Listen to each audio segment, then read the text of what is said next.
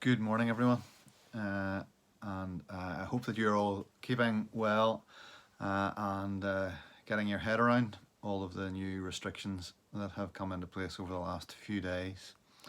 I know that this is a tough time for lots of people, and we want to try and be there to support you. Just a reminder again that if you are in need of anything at all you have to do is get in touch. Please do get in touch. Don't be going without at the moment.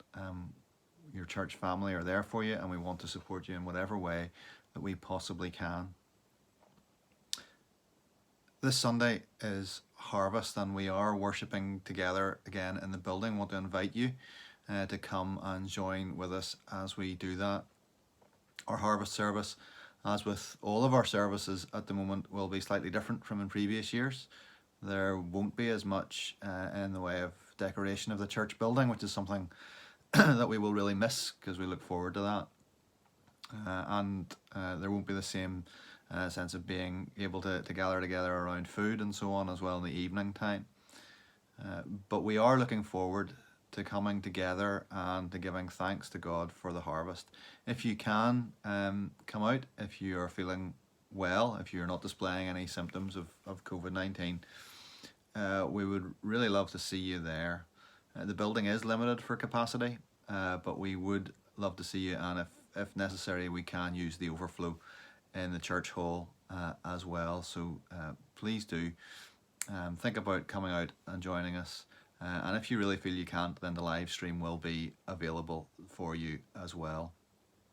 If you are coming out, we'd love to encourage you to bring with you a few non-perishable food items that we can then distribute to Storehouse as we try and support others in our community who are struggling through this time. So some non-perishable food items would be great, and you can leave those as you come into church.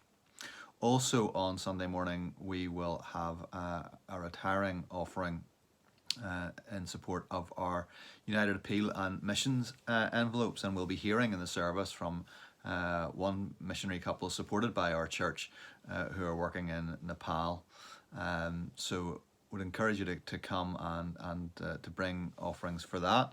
If you put your mission offering in an envelope and mark it as mission offering and put your free will offering number on it as well, that will allow for gift aid to be claimed on that offering as well. Lighthouse Club will happen as well on Sunday morning and follow the procedures that we've outlined.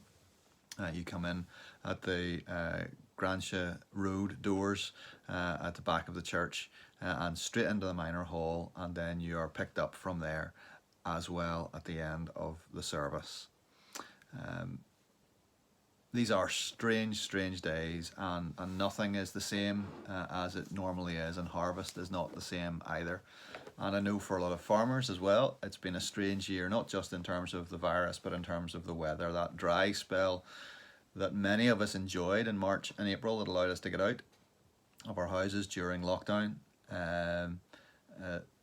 That dry spell was good for many of us, but it didn't bring the rain that sometimes the spring brings. And also an unusually wet time in August and September also didn't help with the harvest. And so we recognise that, and recognise that for many farmers it's been not the easiest of years because of that. But still we come together to give thanks. Still we come together to say thank you to God for his faithfulness and his love and his grace and his strength, and the fact that he gives us all that we need through these times. I want to read to you from Psalm 107, which talks about our thanksgiving to God.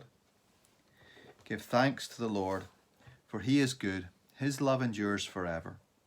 Let the redeemed of the Lord tell their story, those he redeemed from the hand of the foe, those he gathered from the lands, from east and west, from north and south. Some wandered in desert wastelands, finding no way to a city where they could settle. They were hungry and thirsty, and their lives ebbed away. Then they cried out to the Lord in their trouble, and he delivered them from their distress. He led them by a straight way to a city where they could settle. Let them give thanks to the Lord for his unfailing love and his wonderful deeds for mankind. for he satisfies the thirsty and fills the hungry with good things. Give thanks to the Lord, for he is good. His love endures forever. It is a theme that runs throughout the Psalms, and something we thought of earlier on in the year whenever we were doing these daily devotionals. And that's the reality that we hold on to. Whatever else changes around us, God's love endures forever. His love for us is steadfast, is certain, is sure, can be depended upon and relied upon. And he's shown us that in a number of ways. And the psalm indicates a lot of them. And the psalm is a long one. It goes on for quite a while, demonstrating God's love to his people. But some things that were mentioned in those verses that we read. He has redeemed us. He's bought us back. He bought his ancient people back from slavery in Egypt, and we've been thinking about that as we've been looking at Exodus in church these weeks. He's redeemed us from sin and death through the provision of his Son dying for us on the cross. We considered that last Sunday as we looked at Passover and its relationship to the cross, and how Jesus was the substitute, how he was the lamb given for us to achieve our redemption, to achieve our freedom from sin and death. And we give thanks to the Lord because he is a forgiving God. Whenever we wander off, whenever we turn away from him, whenever we go our own way, whenever we cry out to him, he delivers us from the trouble that we get ourselves into because of our sin. And so we know that whenever we mess things up, as we do again and again and again, as we cry out to him, as we depend on his enduring love, he will bring us back.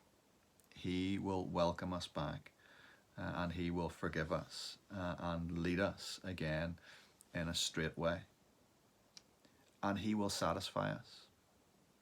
He will be to us all that we need. Psalm says he satisfies the thirsty and fills the hungry with good things.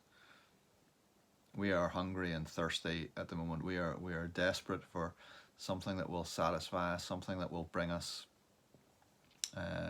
goodness and wholesomeness in the midst of news stories that just seem to bring us gloom and doom all the time. Well, here is the good news that satisfies. Here is the good news that we need to hear. The Lord is good, and his love for you and for me endures forever. And so we give thanks to him. And we will do that hopefully on Sunday as we gather for harvest thanksgiving, to give thanks to him for his provision for us throughout this strange and difficult year, that he has been there, our rock and our redeemer, the one who has sustained us and led us. So I look forward to seeing folks on Sunday morning as we gather to give thanks to God for the harvest. God bless. Take care.